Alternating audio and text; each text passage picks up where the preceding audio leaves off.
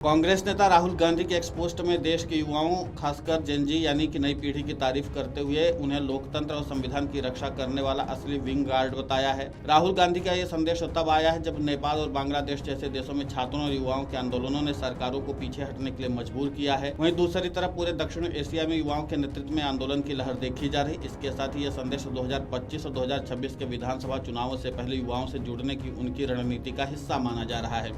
उन्होंने social media platform x पर लिखा कि देश का युवा, देश का छात्र जेनजी संविधान बचाएगा, लोकतंत्र की रक्षा करेगा और वोट चोरी को रोकेगा। मैं हमेशा उनके साथ हूं।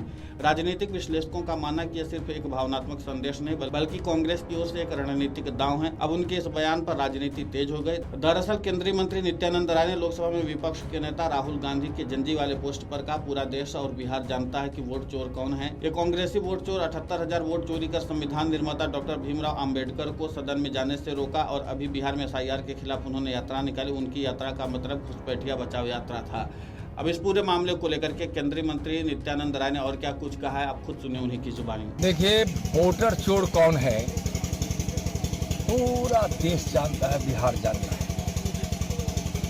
ये कांग्रेसी वोटर चोर 78,000 वोट चुराकर संविधान निर्माता डॉक्टर भीमराव अंबेडकर को सदन में जाने से रोका और अभी बिहार में एसआईआर जो हो रहा है उसके खिलाफ उन्होंने यात्रा निकाली। उनकी यात्रा का क्या मतलब था? घुसपैठिया बचाओ यात्रा। मैं यहाँ बिहार के सीमांचल क्षेत्रों में खड़ा हूँ।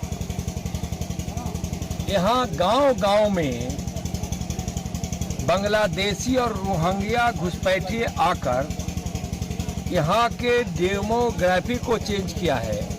वहीं राहुल गांधी के जेनजी वाले पोस्ट पर उत्तर प्रदेश के उप मुख्यमंत्री केशव प्रसाद मौर्य ने कहा, राहुल गांधी कभी हाइड्रोजन बम फोड़ने की बात करते हैं तो कभी भूकंप लाने की बात करते हैं। विनाश के अलावा उनके पास कुछ नहीं। हम विकास की बात करते हैं, सबका साथ सबका विकास। ऐसे नेता प्रतिपक्ष देश की सेना, अदालत और प्रधानमंत्री को सवालों के घेरे में लेकर आते हैं। प्रधानमंत्री मोदी ने कहा है, न खाएंगे और न ही खाने देंगे। इस पूरे मामले को लेकर के उत्तर प्रदेश के उप मुख्यमंत्री केशव प्रसाद मौर्य ने और क्या कुछ कहा है, आप खुद सुनिए उन्हीं की जुबानी। देखिए, श्री राहुल गांधी जी बहुत बड़े फ्रस्ट्रेशन का शिकार है, अवसाद का शिकार है, मानसिक रूप से बीमार है। वो कभी एटम बम फोड़ने की बात करते हैं, कभी हाइड्रोजन बम फोड़ने की बात करते हैं, कभी भूकंप लाने की बात करते हैं। विनाश के अलावा उनके पास कुछ नहीं है। हम लोग विकास की बात करते हैं, सबका साथ सबका विकास। लेकिन ऐसे नेता प्रतिपक्ष जो लगातार देश की संवैधानिक संस्थाओं, देश की सेना, देश की अदालतों को, देश के प्रधानमंत्री को, सबको सवाल के घेरे में ऐसे लाते हैं जैसे लगता है कि वह जो करे, भ्रष्टाचार करे तो भी उनके खिलाफ कार्रवाई न हो तो सही, लेकिन भ्रष्टाचार कोई करेगा तो वो बचेगा नहीं। माननीय प्रधानमंत्री जी ने कहा है, न खाएंगे न खाने देंगे, और जिसने भी खाया है जांच करके वह भी पाई वसूल करके देश और गरीब की भलाई में लगाएंगे। कांग्रेस पार्टी वोट चोरी का कैंपेन चला रही है। कांग्रेस पार्टी के कैंपेन को जनता का समर्थन नहीं मिल रहा है और वह जनता के बीच में अलग थलग पड़ गए। जनता भारतीय जनता पार्टी को अपना समर्थन दे रही है, मोदी जी को समर्थन दे रही है और 2027 में हम लोग उत्तर प्रदेश में 2017 दोहराएंगे।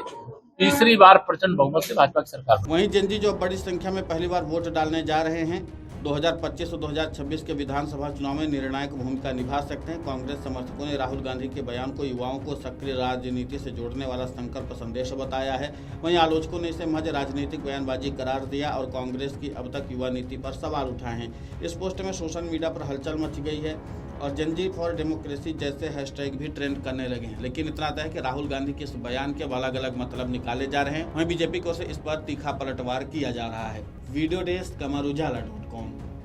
अगर आप ये वीडियो YouTube पर देख रहे हैं तो हमारे चैनल को सब्सक्राइब कर बेल आइकन दबाएं और Facebook पर देख रहे हैं तो हमारे पेज को लाइक करें।